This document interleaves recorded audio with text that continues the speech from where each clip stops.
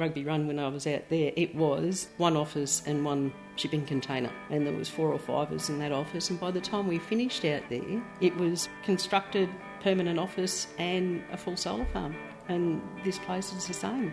We drive out into the lease area now and there's actually roads going through. It's great. The growth is fantastic to watch. The drones flying over the solar farm, this just looks so big, like once it was finished. It's huge. The solar farm was a really good change. Instead of going out and seeing the same thing being constructed, to see a solar farm starting from just clearing the land to these motorised panels was just, I'm going back out there next week for a visit. Are you? Yeah. I'm really quite excited about it too. Welcome to the Beers with a Miner podcast. My name is Mad Mumsy and I've been driving the huge dump trucks in Australian open cut mines for over 10 years now. I wish I had $1 for everyone who said to me, "How does a little thing like you drive those big trucks? Oh, you must be rich. How do I get a job doing that?" My mining friends are asked these questions all the time too. This is what started the Mad Mumsy journey to share stories and tips from living a mining lifestyle and to let others know what it's really like. Tune in each episode as I sit down for a relaxed chat, usually over a few beers, with a fellow miner. Women and blokes with various experience, roles and opinions share their lessons and stories with you. Not everyone is cut out to be a miner, but why not? What does it take to thrive and survive in this industry? Now, let's dig in. Get it? Dig? Mining? Oh, crack me up. Hello and welcome to the Beers with a Miner podcast. My name is Mad Mumsy. This is episode 64, another happy hour episode where I sit down and chat with someone working in the industry. This is Trish, who works for Adani. Trish is the site administrator out at Carmichael Coal Mine here in Central Queensland. And it was a fantastic conversation and I'm sure you will agree. Trish was also the site admin, overseer of all the things out at the big solar farm that Adani created out at Moranbah called Rugby Run. And she left there to take on the Carmichael Coal Mine project, which I'm sure you've heard of because it's in the news every 5 minutes. You know that I am a supporter of this project and coal mining, and I don't hold back on that, for which I get hammered on Twitter. So if you see me getting hammered on Twitter by the greenies, please help me. Because there's so many of us that are working in the industry. You getting told off for being a climate denier. I even got one lady that said, "Oh my God, and you're a mother." So, because I'm wrecking the planet. Anyway, don't get me down that track. What I would like to say is this episode doesn't go down that track very much at all. I know many of you are like, "What? We want to hear all about the protesters," but that's not what this conversation is about or why I wanted to speak to Trish. Originally, I saw her video on LinkedIn and I reached out to the company to see if it was possible for us to have a chat, and it turns out she lives locally, so we sat down and had a good old conversation that is going to be really helpful for people, especially if you're starting later in life into the mining industry. Lots of great tips for women working with blokes, which is always a good thing, and much more favourite rosters, all sorts of things, and also what it's like to work in HR and running a site where you are the overseer of all the things.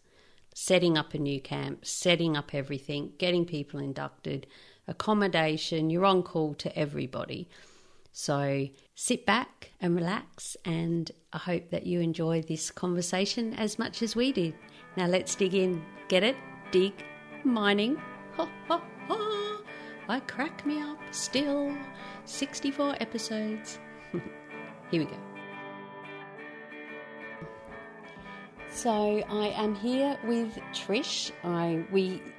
It did take us a few months to get this going, and then I thought it was going to be a Zoom recording, and online, face to face, online via video link.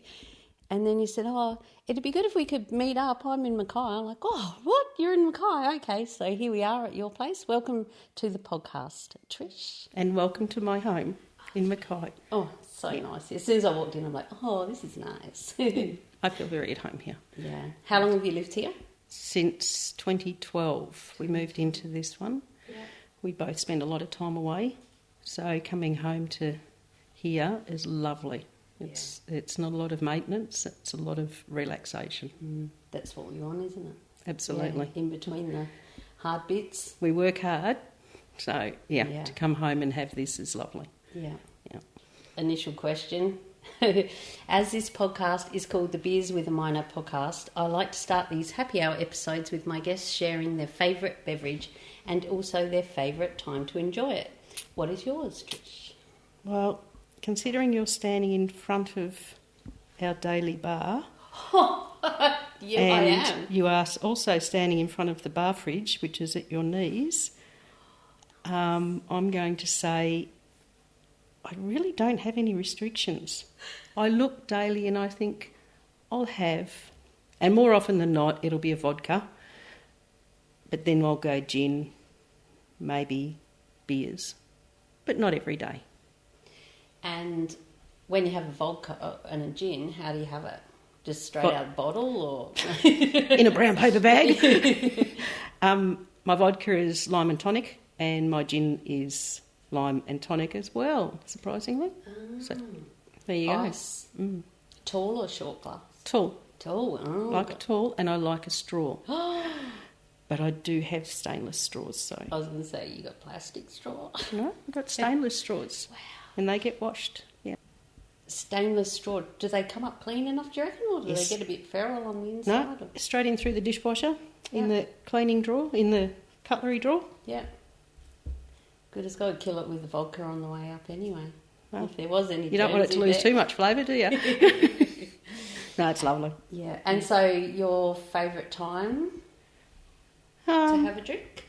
Yeah, usually mid to late afternoon, but there has been starts at lunchtimes. They're easy. I think we all do. Yeah, especially if you have lunch. Yeah. So I'm not going back to coffee and water. No, that's right. I'll just change and it. then you just go into the evening with that. Yeah. And what about when you're out on site? Do you have the odd one? I try and keep myself to 2 drinks on tour, which at the time would have been... Per day or for the whole tour? No, for the tour. 2 drinks. I save my drinks for home. I do. So when do those 2 drinks happen? Depending on the day. Sometimes days deserve it earlier in the tour than later. Yeah. And sometimes it's just celebratory at the end of the tour that it's been a good tour. But I do just stick to a couple. I don't want to sort of get into the habit of not having a good night's sleep and finding it difficult the next day. And 2's about my limit. And what do you drink when you're out there? Gin and tonic. Oh, right. The cans, the Gordon's gin and tonic is a nice drop. Yeah. So is that a different taste than out of the bottle and mixing it yourself? Yeah. Weaker? No, stronger. Oh, true. Well, it does me in. Yeah. Two, I'm a giggling Gert. And we don't need that. Well, we don't need to get worse than that. That's when you know to send me to my room now next time. Giggling Gerts are allowed, but yeah. So let's talk about your mining journey. How are you connected to mining, or where do you want to start? How did you get in the first place? What have you always done it? How did you transition? It was a midlife change, really. I came up from Melbourne over 20 years ago and didn't even know what mining was about. Friends of mine were in mining, and in those days it was you could take your children out there and they got a tour of the trucks and the fields and things like that, and it was all beyond me, to be honest. And then I had a shop in town for 10 years, and when I got out of that in 2006, I went, where am I going? And in those days, women were really being promoted for operators. And I thought, that'll do me. And I went through and I started doing the coal medicals and all the few things that you needed to have before you even started. And at that stage, I was already mid-40s, and I was concerned that I wouldn't get in as an operator. I didn't really know, but the first job I got was as a Peggy for one of the construction companies. So I took that and I worked in there for a couple of years, and one day someone saw my resume and said, get in the office. Get in the office. Before you go, can I ask, what is a Peggy? I've never known. What a Peggy is the one who goes around and cleans all the dongers and the does all the bins around the place for all the companies, and they they follow up, and when the boys come in for their meals in the crib rooms, they'll clean the crib room before the next crew comes in. Things like that. Yeah, actually that's how Mum started. Yeah. I didn't know that's what a Peggy was. I always thought it might have been someone working out with the surveyors. No. Hammer and pegs in. No. The Peggies tend to be, it's all so the crews have got a standard that they can go in and have a nice break, but then if there's not enough work, they probably go out and do some TA work, or they'll go and do town runs with the vehicles. If there's anything that needs to be picked up, or so all sorts of stuff. Yeah. Were you on pretty good money then doing that? In those days it was back then. It's not anymore, is it? I don't really know now, because I've gone from wages to salary, so I really don't know what the comparison is anymore. I'm happy where I'm at, and I'm sure that you could go out there and say, I'll do a 12-hour day and then I'm going to get all my penalties. Well, I've got a package that I'm really quite content with, so I've got no idea what to compare it. Yeah. I don't know what they're on now. Yeah. So you went from that into the office. Yeah. And did you still have a goal to be an operator, and you were trying to... Or no, by then you were like... No, I thought, this is pretty crazy. I like this. This is air-conditioned all day. Yeah. And being in construction, the infrastructure, I was then being sent around to different parts of the country. I've worked in New South Wales, various areas through Queensland, Western Australia, all doing with construction in mining. So it's given me a really broad aspect and appreciation. Nearly 2 years down on in Newcastle in a unit on the beachfront. Nice. Yeah, it was lovely. Yeah. It was lovely. And that was building, well, I didn't build them, but in the office, building stacker reclaimers and ship loaders.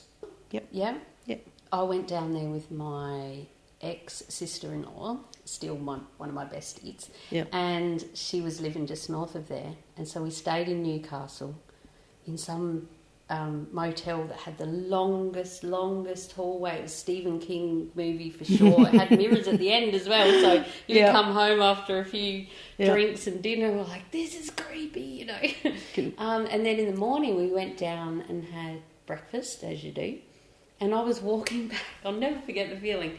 The table was over by the window, and I was walking back with my bacon and eggs.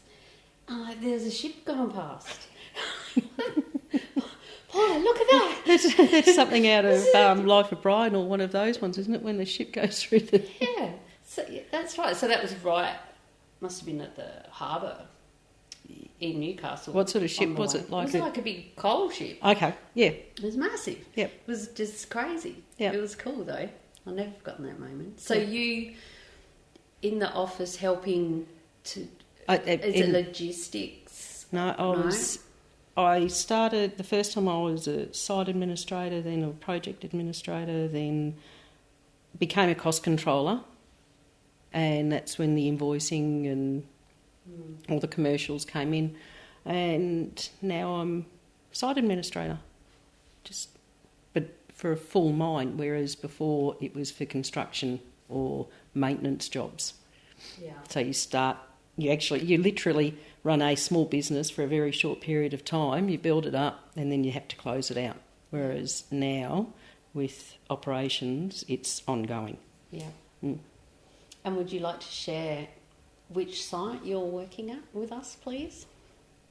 I'm at the Carmichael Mine with Adani. With Adani. Yep, There I we- am. Yes. I've been with them for around 18 months now, Yep.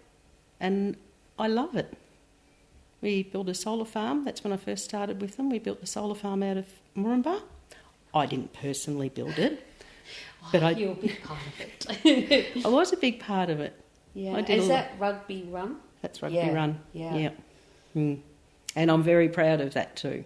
Very proud of it. And I'm very happy to work with the company. They're great people to work for. They certainly seem to do a lot of cross sponsoring and helping the community, and of course the cynics say, well, of course they're going to be seen to do on that, but most mining companies do. They're helping. They're doing out. their bit. They put back when they can. Yeah, they're doing their bit. Yeah, I think so. I see that. Yeah. Yeah.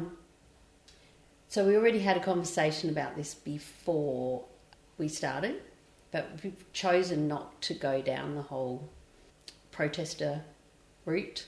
This is more about you being a kick-ass woman in mining, working with all the blokes, starting again in your mid-40s. That's awesome. I was 39 when I had to start again, and then that's how I fell into mining, working with all the blokes. So how do you find that? Mostly men. Is there many women out there, or It would be 95% men. Yep. There is women out there. There's women in trades. There's women at all levels. There's women management, and working with them, I can give as good as I take. And that's at the end of the day, you do have to have a thick skin out there. I do believe that you can't be easily wounded. like me, like my listeners know? That's why I've got the podcast, because if you're a bit precious and emotional, and precious. just might not hack it. Yeah. You can have a crack. I mean, I did change, but I struggled at first and nearly left heaps of times. But I won't get into my story because, it's on the podcast a lot. But you end up learning strategies to cope. And at first I just thought they were always talking about me and everything they said they meant. They're just taking the piss and just absolutely give it back, mate. You know? Absolutely. I had a thick skin before I got there. I'd already been through many learning curves in life, and so for me to slot into it was a lot easier. I didn't have to learn how to accommodate them. I think I tended to push back first, and they knew right from the get-go that... Yeah, well, she's all right. Yeah. And that's how it still is to this day, And you'd have to deal with men and women, I guess, at all different levels, because I thought about maybe, because I love technology, and I thought about maybe getting into dispatch or production side of things at one stage when I was getting sick of operating. But then you spend a day in at the office and every boss is in there and they all want this statistic now, and why is that truck stopped, and all of these things, and I'm like, nah, I don't want to do that. And that's the part I love. Really? I love the switch between and need to go and to be all over someone's phone that's broken down, or why can't this, or do we need a different lead, what sort of fitting is that in your computer that I need to get a lead for that, or an adapter. The history with the electronics shop has given me that... Sheldon, my sister calls it. The Sheldonism. It's the ability to switch hats very quickly and take the next person on, and I love that part of the job back then, and I love that part of the job now. So, what sort of switching are you doing? So you are doing accommodation, training. Yep. Everything. Everything. Someone tell us what you're doing. Well, the boss could walk out and go, or call from the office going, Trish, help. Right? You go in there and all of a sudden it could be anything. It could be an Excel file that he needs to know how to put a repetitive header on it for something he's doing. And then the next minute we're designing a flowchart for how to do a new process that's just because the mine's only just gone into construction and ramp up. There's a lot of things that we're creating on the go. It's wonderful. It's wonderful. And, everyone gets to put a bit in, and I just find with the history I have, I've got a lot of areas that I can grasp ideas from. And some of them go, some of them don't. Some of them we try and they fail. Right, we'll take another avenue. This works better. Yeah. It's just being able to switch between that I really enjoy.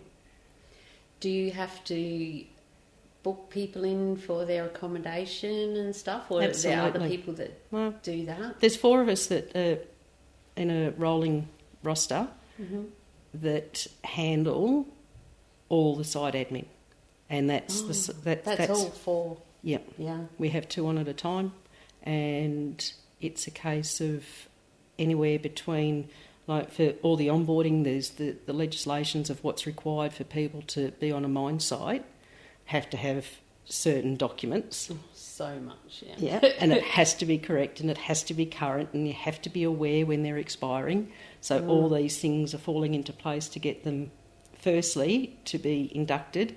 Then once they're approved for that, we can then pass them on to be booked for accommodation. That's handled by the camp managers. Oh, right, yeah. Yeah.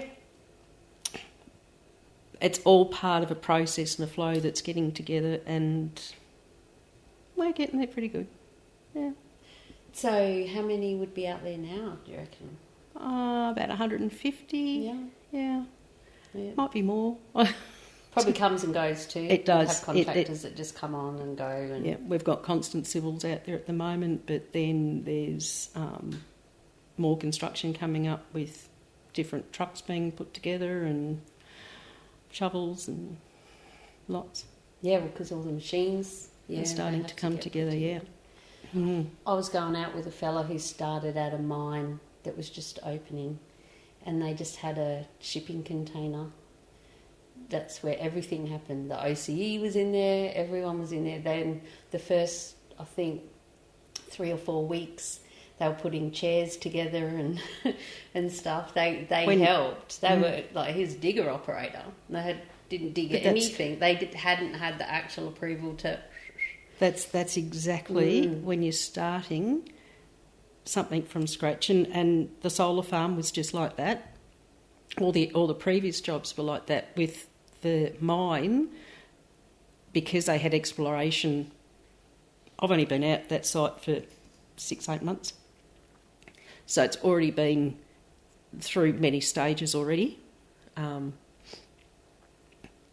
But when you start, like Rugby Run, when I was out there, there was 1 office and 1 shipping container, and there was 4 or 5 of us in that office. And by the time we finished out there, we were in this constructed permanent office and a full solar farm. And this place is the same. Yeah. We drive out into the lease area now, and there's actually roads going through. Yeah, it's great. That's it. It's great. The growth is fantastic to watch. And good to be at the start of it, and everyone's helping to set the foundation for so many things. Like you say, just your systems that you're setting up, your bits of paper and your Excel spreadsheets and your PowerPoints, this, that, and I can imagine. But also the culture that they're wanting to start off with. I'm assuming most mines at least try to start off with. We're going to be different. It's going to be great, and we're all going to care about each other and safe. It's a really positive culture out there. Yeah. It's also a very strong safety awareness out there. That the levels really are, and environmental's the same. Our environmentalist out there, he brings in chicks for us to meet that he's found out there, and it's lovely. It's nice. Yeah. There's some really nice things that happen. I have seen some good things on LinkedIn, especially little videos of this and stuff that's going on. Speaking of which, your video, which is how I came across you, the drones flying over the solar farm, it just looks so big. Like once it was finished. It's huge. Yeah. It's fabulous. It's absolutely fabulous. A lot of sun out there. It's fabulous to see it out there. It was just having been coal or mining previously. The solar farm was a really good change. I needed a change, and that was just same job, different area. So instead of going out and seeing the same thing being constructed, to see a solar farm starting from just clearing the land to these motorised panels was just, I'm going back out there next week for a visit. Actually. Are you? Yeah. I'm really quite excited about it too.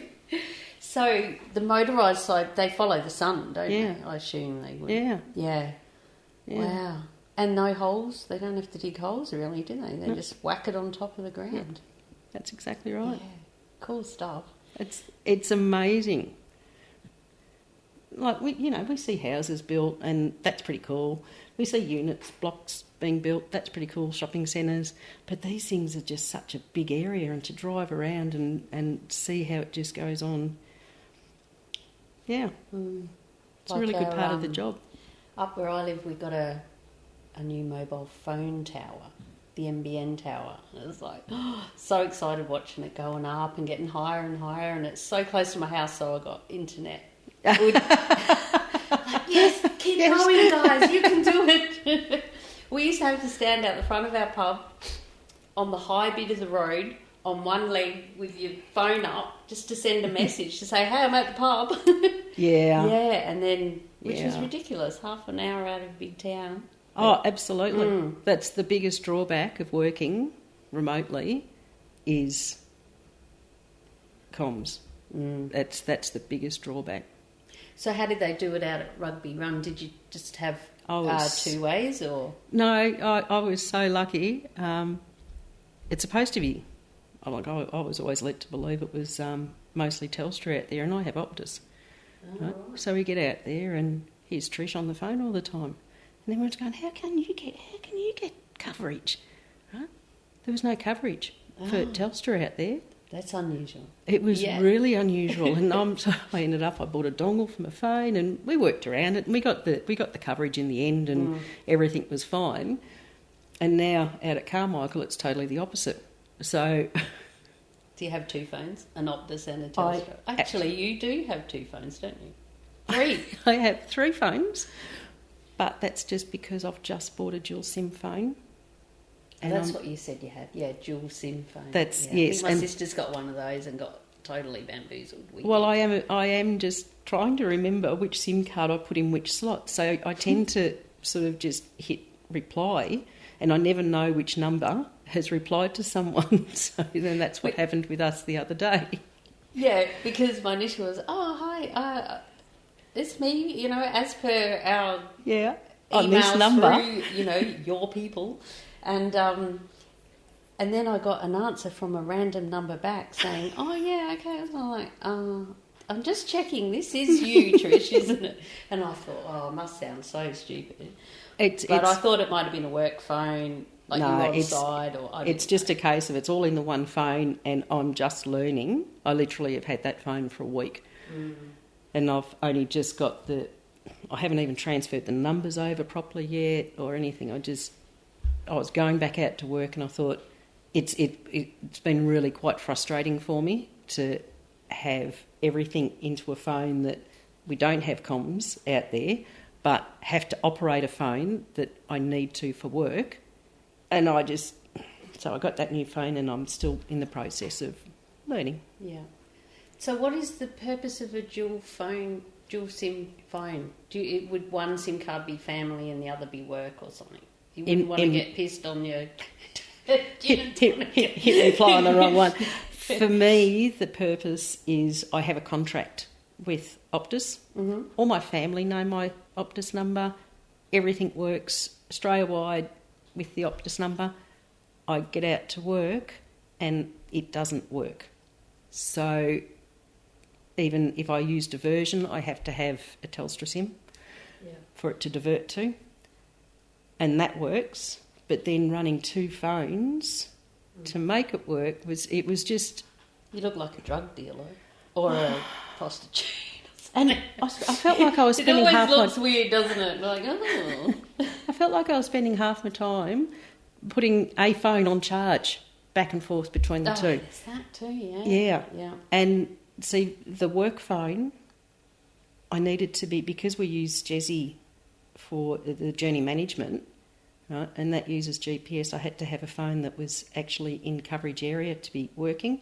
So I couldn't use my phone, which was on diversion, and it was just go and get a new phone. And Samsung really kindly put them on sale that week for me. So I went, thank you very much. Yeah. So what did you say you used? Jezzy? That rolled off your tongue like I should know what that is. Jezzy is a journey management program app that you can put, I'm starting here, I'm going there, and it uses GPS to tell where you are at any time. So do you use that for work, for fatigue management? It's fatigue management, and we have to, we still have to check in to Jezzy and say, yep, checked in, and then it puts us on to the next. It's very good. And you can't cheat? Because it uses... You can't say, well, unless I'm just leaving now and you're actually already home and you didn't have your sleep or whatever. Well, no, because it uses GPS. It actually sees where you are. Yeah, right. Yeah. Unless I put the phone in with someone else. Take my phone to work, I'll be there short. Is that a common thing now that people... Journey management? Yeah. Most companies are fairly onto the journey management.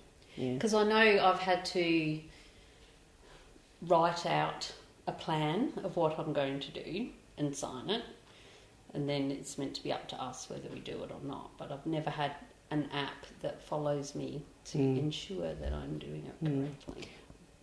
Adani's had this process system in place before, but they weren't GPS based then, and because the phones were out of service in so many areas, it didn't work as well. Oh, yeah.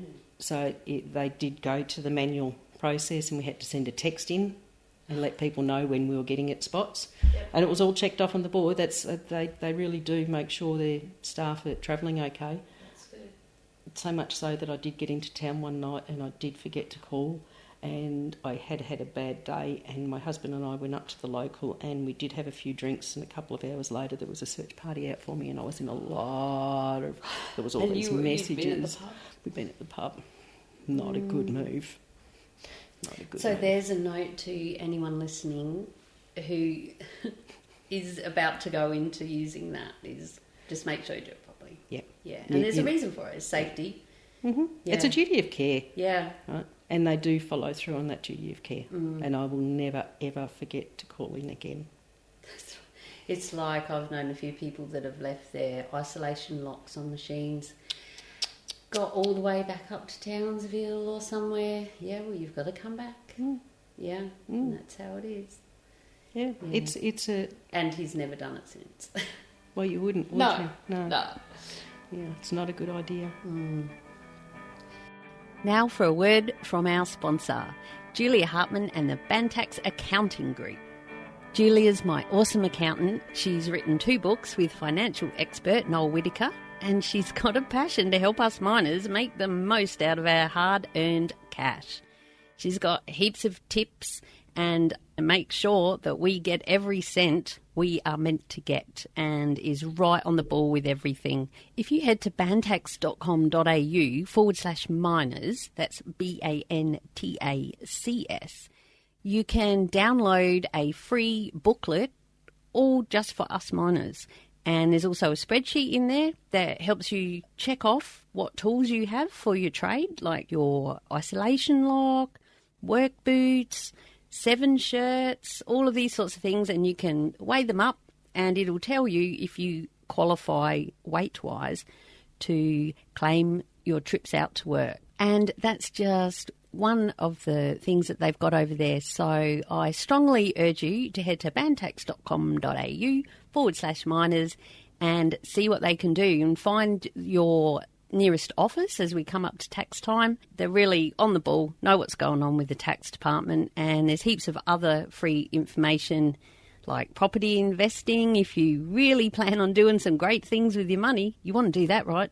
If you want to sell your house, can save a lot of money if you find out what to do first rather than in hindsight. And Julia, she'll make sure you get it right. And if you do it wrong and then go and see her, she'll up you in the nicest possible way, because she really cares about us and wants us to keep our money and not give it to the tax department. Anyway, head over to bantax.com.au/miners and tell them Mad Mumsy sent you. So I have had quite a few people contact me whenever I share anything Adani, because I have been a supporter of Adani. I even got a Start Adani t-shirt. Go team. Yeah, and the Go Adani. Yeah, Yep. Go Adani.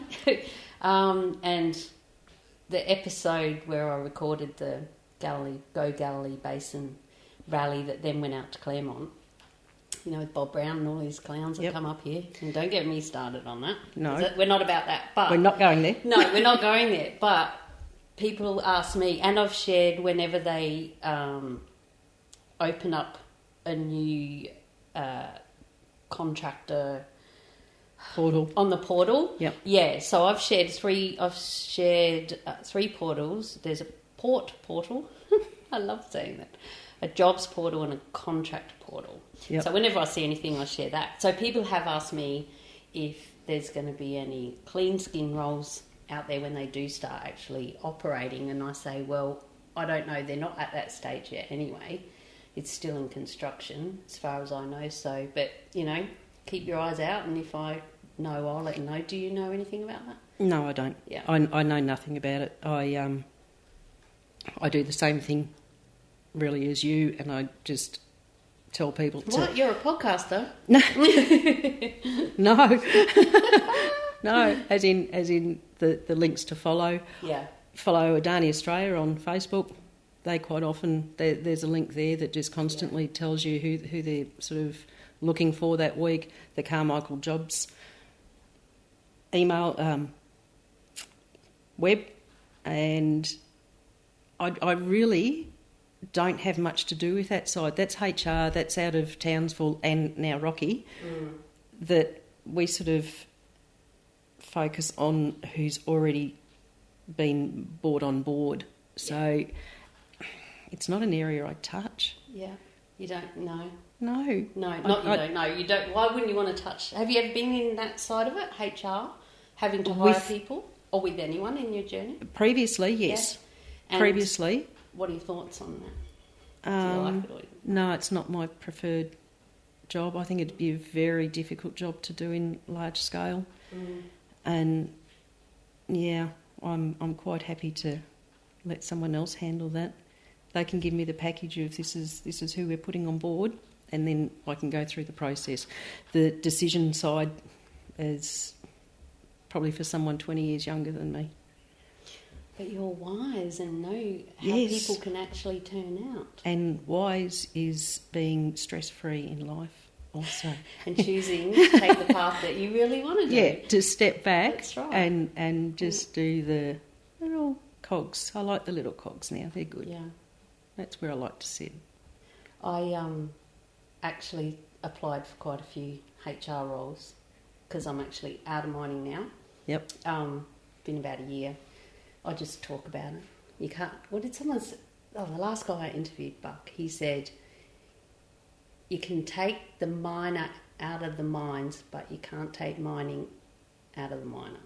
Yeah, the mentality will always be there. Yeah, when you've always done it. Whereas my partner, the real miner, because he's underground, there's a whole thing about him. But he said, well, you can't be Mad Mumsy anymore. I'm like, what do you mean? Yes, I can. I'll just talk about it. I have more time to go and interview people. I just needed to be home. Kids going through stuff. I wanted a dog. I did it for 13 years. Gone through menopause in a truck. I'm like, I'm fucking over it. I'm leaving. I'm not doing it. Yeah. And he said, well, you just can't do it anymore. But when Buck said that, I said, no, you can take Mad Mumsy out of the mines, but you can't take mining out of Mad Mumsy. Yeah, so, still there. Yeah, and I have got a lot more time to do it. So I just, I like the freedom of choice now without the pressure of needing to. And that's suits me so much better. Yeah. So you don't have the golden handcuffs on? Nope. Or you know what they are? Yeah. A lot of people hadn't heard that. Yeah, we just... You can't leave. As much as I love my job, And I do. If it wasn't right in a month's time, I would move on. I'm not going to be anywhere that's detrimental to me in a holistic sense. Yeah, that's the wisdom. Have you always been like that? No, I have been that other side, and I have left for reasons, and it was to my own detriment that I didn't realise that I was just putting in too much and not getting out of it what I thought I should have, and it doesn't really work that way. Yeah. So you had to try. Did you try to stand up a bit before you left? Yeah. Like to say, no, I think I'm more valuable than your... Is that what you mean? No. I have worked my way up in positions over the years. Yep. And then the brakes were put on, and I didn't handle that the brakes being put on well. I didn't at all, and I just actually took a couple of years off and did some study, and now I choose to work as a site administrator. That's the perfect level for me. I can help out in the other areas. Quite content. I've got my trainer assessor. I have got my workplace health and safety. I do have others levels of qualifications, but I choose not to use them. Mind you, I can step in and do. We were in a spot a couple of weeks ago that they needed a drug tester on site. I hadn't been passed out on site. I do have the qualifications. So we went through, I got passed out on site, and I fitted in for a couple of days while they sourced a replacement. Yeah. And that's what I like to do. It's to help out and then go back to my site admin. So a jack of all trades, and then you go back to the bit that you like. That's good. You designed your own job, kind of. Well, I just believe it complements the position rather than focusing on being a trainer assessor or doing the drug screens daily or workplace health and safety. As a site admin, I can do the site admin, and if they need a hand in training, I can go and do it once I do my upgrade. Yeah, which we were just talking about before. Yeah. And that's something that come up when I interviewed Buck. When you first go into mining, especially for the new people that are desperate to get in, you don't have to, whatever role you start at doesn't mean that's where you have to finish. Once you get inside, and they open up the high-vis shirt and you're allowed in to have a look around, you can see what other roles suit you, your personality, your passions. And you can focus and you can train, you can lead your training up that path. Towards that. Yeah, that's right. Because you might get in, and I speak about this all the time. I just want a job driving one of those big trucks, and then get in going, no, actually I don't like it. I'm bored. Yeah, well, it's not just that, but I won't get started. Not just they're bored, or they don't like it, or they get a scare, or anything. They can't handle the swearing, as we were talking about earlier. They can't handle just the culture, the mentality, the give and take, the roster, so many things. They might decide, you know what, I would rather be in an office, but I could be in an office in a mine rather than in town. Mm-hmm. So I think what you're saying really helps cement what he said last week. Just get in and then see what else and work your way towards the things. And it can change. Like we all get older, like we were saying. Oh, absolutely. I thought that I would be commercial through and through. I worked my way up and thought I'd be commercial through and through, and then I did the trainer assessor and workplace health and safety. And as much as I'm sitting at site admin at the moment, I do see that there's a bit of a sway going towards the training side, that down the track I might focus more on training. Yeah. But that's why I need to keep my ticket current. So for women working out in the mines or in any male-dominated industry, really, with your experience working with lots of blokes, you got any tips? Thick skin.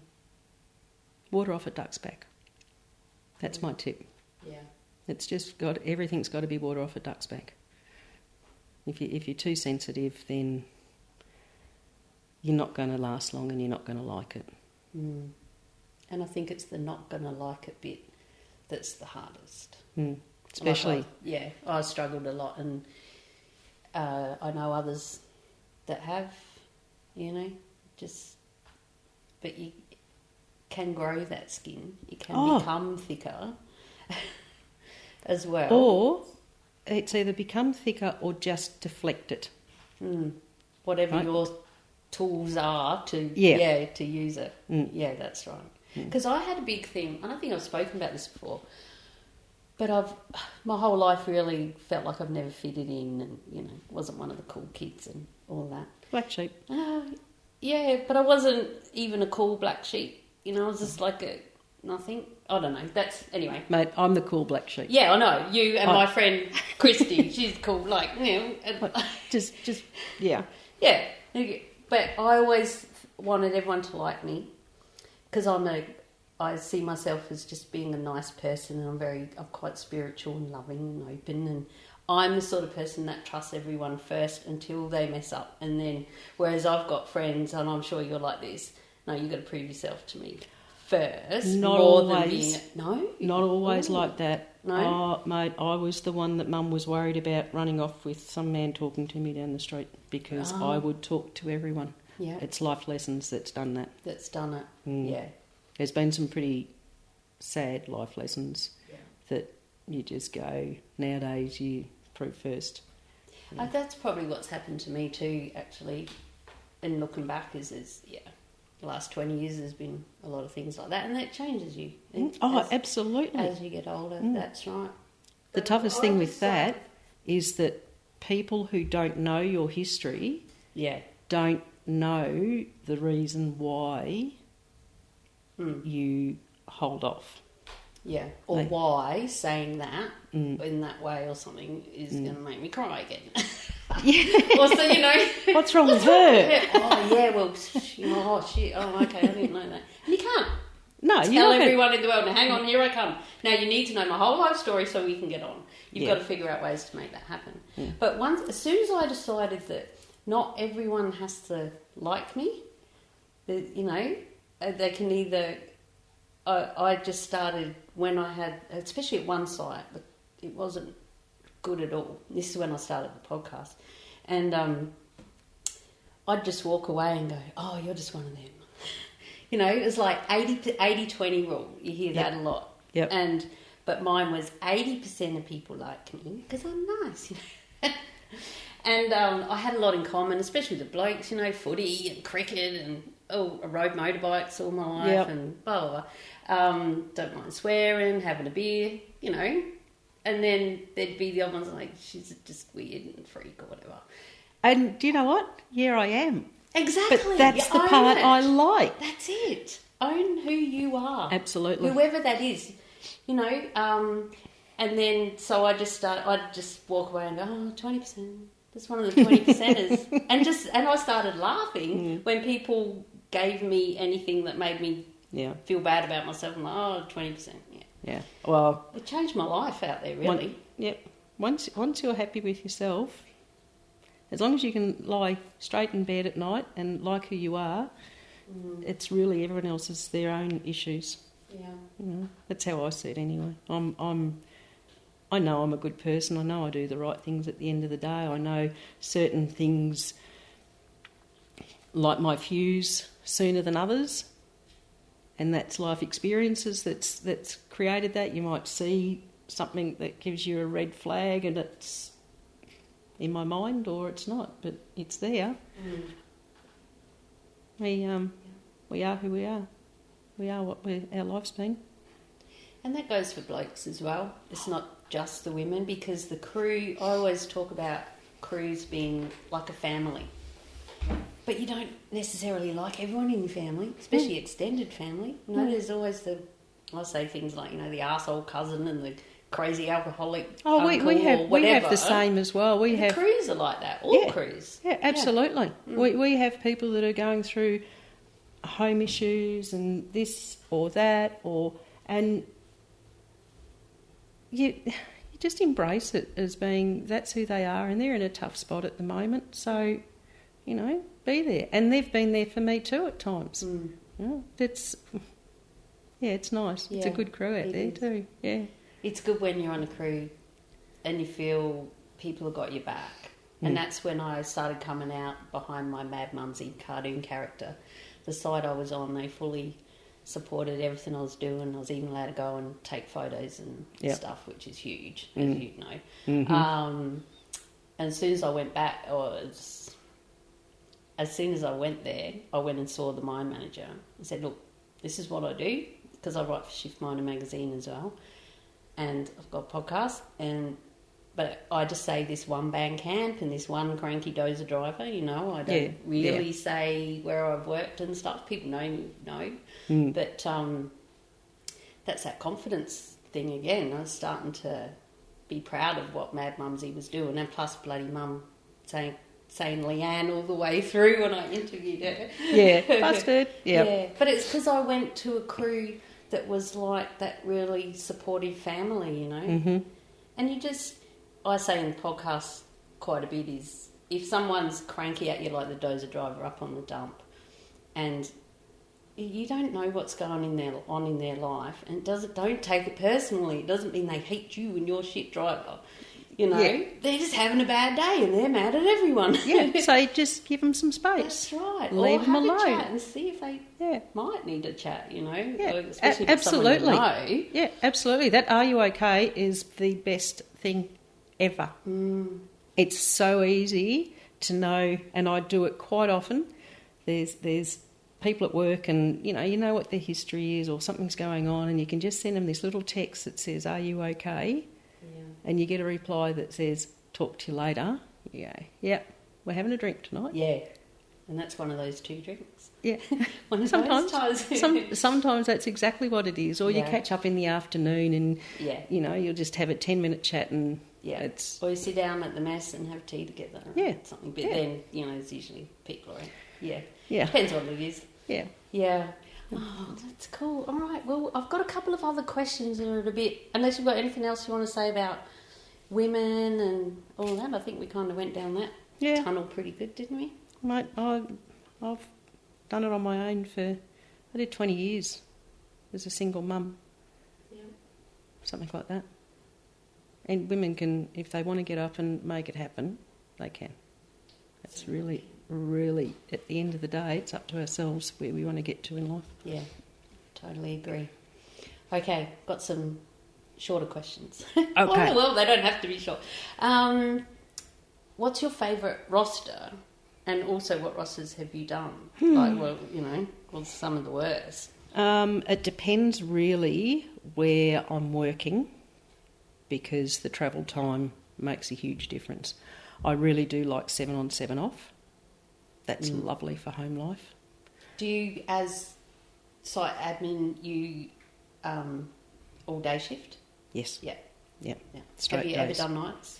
I have once, and it was not necessary, but I did it. Yeah. And actually, it was fantastic. The amount of work I could get done. Without brilliant. all those bloody interruptions. Absolutely. It was so good. I smashed it quite happily. But no, most of my work is day shift. I'm now on a 14/7. I'll give it a go. I'm not really sure how I'll go, but we'll see.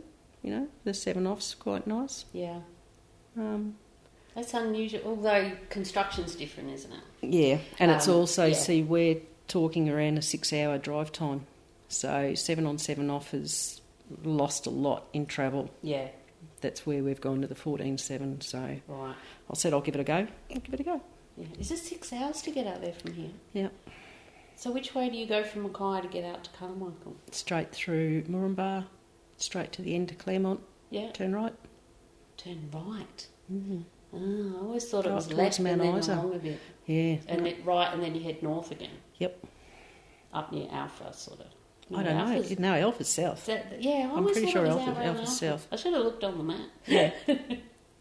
And I have done 3-in-1 WA. That I didn't like that at all. It's too long. Yeah, that's And I don't like pajama days in camp. It's like waste of time. Yeah. That's how I got my podcast started. pajama days. Oh, everyone whinging about it. I'm like, I love pajama day. I got shit to do. I achieved 2 Cert 4s thanks to pajama days. Yeah, that's it. And that's what I say about that. You don't have to be a brain dead truckie. You can do stuff. Yeah, You can I don't read and study and learn and listen. Yeah. Podcasts. or podcast. Podcasts are good. Yeah. What do you do with your old PPE, like your hard hats and your high-vis shirts and your boots? My mum. The reason I ask this is because my mum, at one stage, had petunias growing in hard hat hanging pots that they'd made, and parsley in the steel cap boots. I make them last. I actually don't get new ones. Yeah. Like, I'm still wearing my Rugby Run Adani shirts. Yeah. I've never ordered a new Mine shirt or pants or hat. I'm still using the Solar Farm stuff. I wear it till it wears out. You don't, well, if you haven't got any old stuff, you wouldn't wear it. A lot of people wear it at home, mowing the lawn, going fish. I'm like, God, you live in it. Yeah. Last thing I want to do is put on a freaking high-vis anything. I even hated the colour orange. I had a shirt, it was a really nice top. I threw it out because it was orange. I love orange. And then we changed to yellow. No, I love orange. Orange is our car's colour. Yeah. My phones and my laptop. That's your colour out there. Oh, that the little one. Yeah, That's but so there's cute. one in the garage that's orange as well. Oh, right. I want an orange Colorado. I sat in one at the mining expo and interviewed the Holden fella, and he let me get in it. It was a concept car. I was oh my God, it was so cool. Yeah. I should show you our other orange car before you go. All right. I'll have that beer then. We might do that. We're nearly finished. Right, let's wrap up. Do you have any stories around your steel cap boots? Like, have you found any critters in them, or you know any stories of other people that do? I know a lot of stories of things that happen to people that leave their boots outside at night time, which is why I don't leave my boots outside at night time. Right. I buy a bottle of foot deodorant spray and I put it in my boots every night.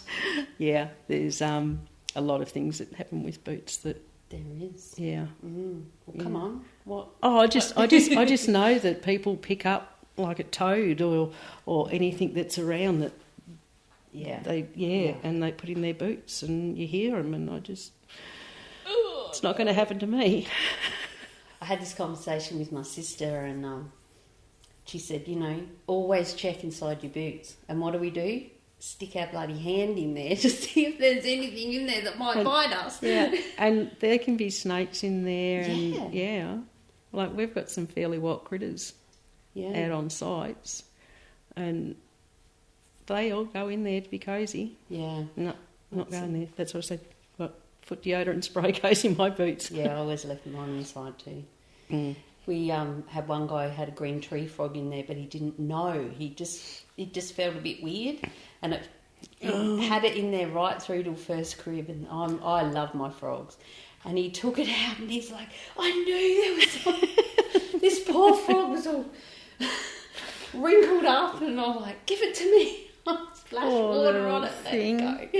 Oh my God! How could you? And we're paying him out. How can you not know that you've got a green tree frog in your boot? There, yeah. And then I'd be he freaking I think he was driving a digger or something, so he couldn't just hang on. I've just got to put in I have to take my boot off delay. Yeah. He just pumped the jam and then went right. I've got to have a look. Oh, that's funny. No, hide my boots. I can't remember if we spoke about the golden handcuffs before or during the interview at the start, but a lot of people say they're going to get a job in the mines, work 3 to 5 years, pay off the mortgage, and I'm out of there. And then they find themselves 60, hate it, don't want to be here anymore, can't leave, haven't got enough money to support all the things in the town job, or can't do anything else. So it doesn't sound like you're in that position. Not at all. Yeah. No. But you know of people. Oh, absolutely. Absolutely. And, you know, I have a wonderful husband. I really do. He looks after and manages the money. And he's in the same, very similar position to me. We've both worked really hard for a long time, and he managed it all to the extent that we're really quite comfortable. We go on great holidays, but at the same time we have got it all managed that when we're ready to stop, we will, right? And as I said before, it's could be if something happened that I wasn't happy in my job anymore, I would be in a position that I could just turn around and say, okay, that's enough now. One of us would need to work for a while. Yeah. But my husband, not 12, 18 months ago, went from a job that he was doing 60, 70 hours a week to now I call him the part-timer. He's home every day and he goes fishing every afternoon if he wants to. He walks down to the river or... Yeah, he's now having a turn, and I'll just stay where I'm at for while it's right, and when it's not right, we can go. Yeah. Yeah, we're not tied down. Awesome. Yeah. What a great place to be. It's taken a lot of my husband's management. So on that, do you feel like if he didn't, you'd have enough... I'm just thinking about empowering women to take control of their finances, which is what this meeting is on going to tonight. Straight talk and support sisterhood. If you want to come, we'll come. Okay. Yeah. I did do that for 20 years. Right. And I did put myself in the right position. But when I met my husband now, we'll just call him Jeff. When I met Jeff, he loves managing it. And I'm really happy for him to manage it. It's not that he insists on it. I've been there, I've done it. I started from scratch in 94 up here. And I built a house to lock up with 2 kids. Yeah, I've been there and I've done it, and I'm quite happy to sit back and let someone else take the reins. Yeah. And if you had to pick up the reins again, I could. You'd know how to do it. It's not like, I don't know what to do. Yeah, no, you're fine. Yeah, I as a single mum took on the banks and got a personal mortgage. Had a girl. That's for another story. There's a lot of history there that been there, done that, and now I'm quite content to just sit back and. He's a great manager. Yeah. Oh, that's so good. Oh, so my final question is, I think I can guess. I think I might be standing in front of it. What is your special place when life turns to crap? You're standing in front of it. And does. How do you, Trish, personally handle tough times and your strategies to hang in there? Swimming, just keep swimming. Really? Yeah. No. They, you do. When you're put into that position in life, you can curl up into a ball and let it walk all over you, or you can stand up and take control. And I have stood up and taken control whenever I've needed to. And I have a drink. And you have a drink. I love it. There's no saying that you don't have a drink in it. You're allowed to have a drink, but you do keep moving forward. Yeah. Well, thank you, Trish. It's been a fantastic conversation. Thank you. Let's have a drink. Go look at that flash orange car. Oh my God, I wonder what it is. Ooh. Yeah, you'll see. I'll show you. Okay. Thanks, Trish. Cheers. Well, there you go. That was my chat with Trish. She's awesome, isn't she? I hope that you enjoyed it as much as we did. You can tell that we're going to be good friends, I think, and another few meetups are on the cards. So all the show notes for this episode can be found at madmumsy.com/beers64, which was a great year, by the way. Hint, hint, giving it away, Mad Mumsy. Remember to follow me on all the things. I am at Mad Mumsy, MUMZIE. by all the things. Of course, I know that you know I mean social media. So Facebook, Pinterest, it's amazing how many people follow me on Pinterest. But I do have lots of fantastic pictures, videos, dump truck cakes, and a lot of blokes that follow me as well. And I follow them because they put huge kick-ass mining machines on there. So, and some crazy mining pictures, of course, you know, all the crashes, and which, you know, sadly, crashes.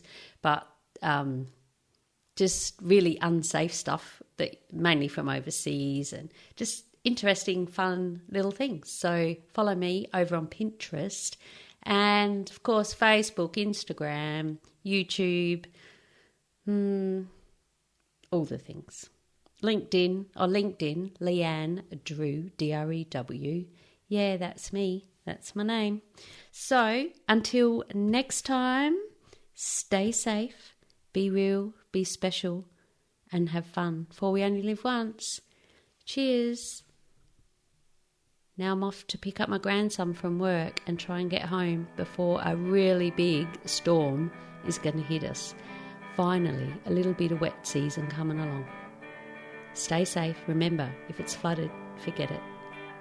Or if it's fiery, forget it too. Cheers.